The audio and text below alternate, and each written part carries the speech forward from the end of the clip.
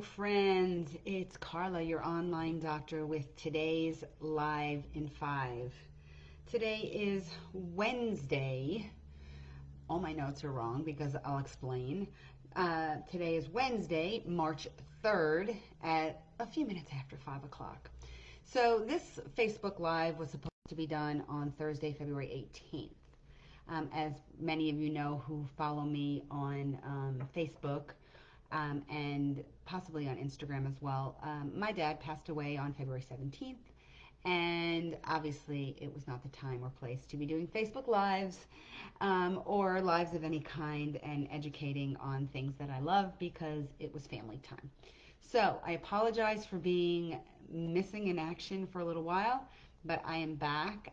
Yesterday I couldn't be on, which is my normal day. It's usually Tuesday and Thursday, because I was on the phone with the insurance company for my mom.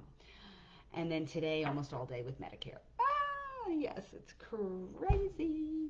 Anyway, so we've been talking about, for the 2 weeks prior, about hormone imbalance, okay? So we've been talking about estrogen dominance. We're talking about things that your body, why it happens, how you can slow it down, how you can balance it out, how you can kind of tip the scales in a better way. And there are many things you can do to relieve the hormone imbalance, but one of the major things that I choose to do is to use essential oils. Okay? They're very powerful and they're very beneficial. So I don't like to take medications. I don't take prescription medications. I rarely, if ever, take over-the-counter medications. So I prefer to use essential oils. Many of you who know me know that I use Young-Living as the brand that I trust. Now, realize using essential oils for this is just one step you need to consider when you are looking for healing when it comes to hormone balance. Diet can play a huge role in hormone imbalance as well. For example, dairy may contain hormones that might throw your levels out of whack, while nuts and seeds, including hemp seeds, can balance hormones.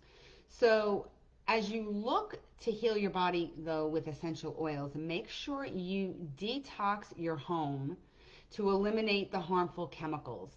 We talked about fragrance and other toxic chemicals that may be in your home, which, as much as you try to use essential oils, you just can't, you can't stop the process if you keep adding in, right? So you're trying to heal your body with powerful plants and plant oils. If you're still filling your body up with toxic chemicals, you're losing the battle. Okay, so depending on your stage of life, though, you might lean towards different essential oils. But let's discuss some of them. So the first one I want to talk about is clary sage. And I actually just talked about that in my oils group because it's a freebie this month that we're getting for being loyal customers. So I'm excited about that because I use this one a lot. It's known to have anti-inflammatory and antidepressant effects. Okay, as a general rule, clary sage, if you Google it. It is also well known to relieve cramps and pain from hormonal surges in women during PMS, during your menstrual cycle. Clary sage has been used since medieval times to treat PMS, infertility, difficult or irregular menstrual cycles, low libido, and difficult menopause symptoms like night sweats and hot flashes. Okay, I am not telling you that the essential oils that I use from Young-Living can do any of those things. I'm telling you that's what has been used, these oils have been used for in the past, and that is why I use them, because they have a lot of these benefits for me.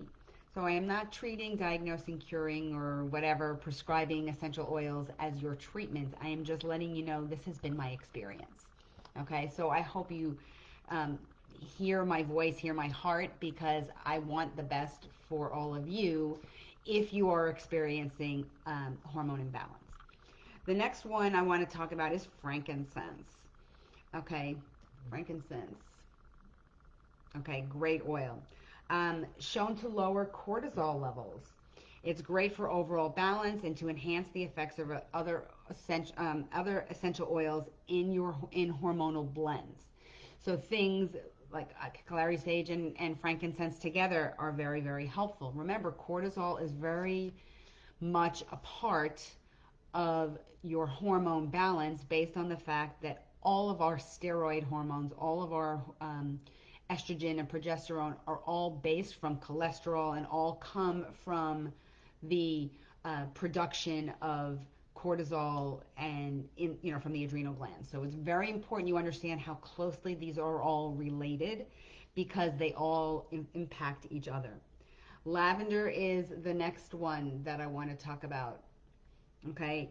The restful anti-anxiety properties of lavender are well known. It makes it a great hormone balancing oil since stress is a major factor when we're talking about hormone imbalance. Okay, stress is a major cause of hormone imbalance. So obviously relieving stress in different ways or relieving your anxiety in different ways, especially naturally, can benefit your hormone balance.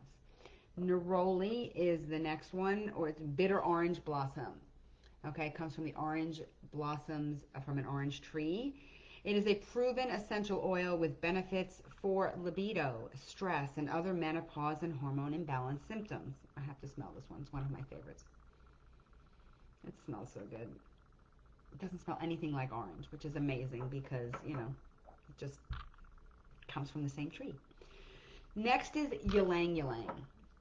Okay, this is well known by many people. It is the queen of essential oils. It has been used as an aphrodisiac for years, but more likely it is the anti-anxiety benefits, again, that have the most positive effect for stress relief and hormone balance. Okay, so remember, this is not an anti-anxiety medication.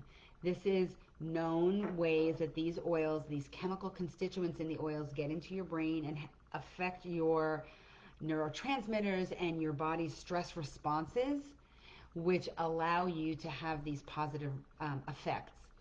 Now, again, why I use Young Living? Because the oils are unadulterated. They're steam distilled without use of chemicals.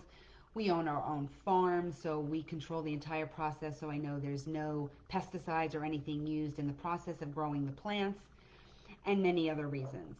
Okay, so it also depends on the quality of the oils you are using if you're trying to see real benefits. And I use all of these, and I am not taking any hormone supplements, and I'm doing pretty darn good with my menopause-related symptoms, which were really bad at one point and now are very much under control. Now, geranium is the next one. Okay, again, you see a lot of these are flowers. That's a little bit out of focus, but geranium is another one of my favorites. Supports hormone levels while helping with mood. Geranium stimulates the adrenal glands where many hormones are made or precursors are made, which I mentioned before. This is one I like better for perimenopause or menopausal women as opposed to teenagers or early on during the menstrual cycle. Rosemary is next. It can help remove excess estrogen of sorts from the body. It can help heal hormone imbalance, and it has been shown to lower cortisol levels and improve mood. So all of those benefits are really important. If you Google these things, you Google rosemary as a plant, rosemary as an herb, rosemary as an essential oil, you're going to see lots of information out there, and that's what you're looking for. You're looking to get the most benefit you can from nature. And lastly is thyme. That comes into focus. Can help increase your progesterone levels in the body. Okay, some research has been shown a balancing effect on the hormones, making it useful instead of synthetic hormone replacement therapy. That one was very impressive to me. And again, these herbs have been used for decades and centuries. People have been using them for long periods of time as herbs. Now we're just doing the same thing by using essential oils and adding the benefits of aromatherapy on top of that. So any questions, any comments, please put them in the comment box on here. If you are watching on YouTube, you can put them in the comments as well. So on that note, I hope you guys are having an awesome day. I will be back on Friday to talk a little bit more about hormone balance. We're going to be talking a little bit more about progesterone. So stay tuned for Friday and have an awesome day.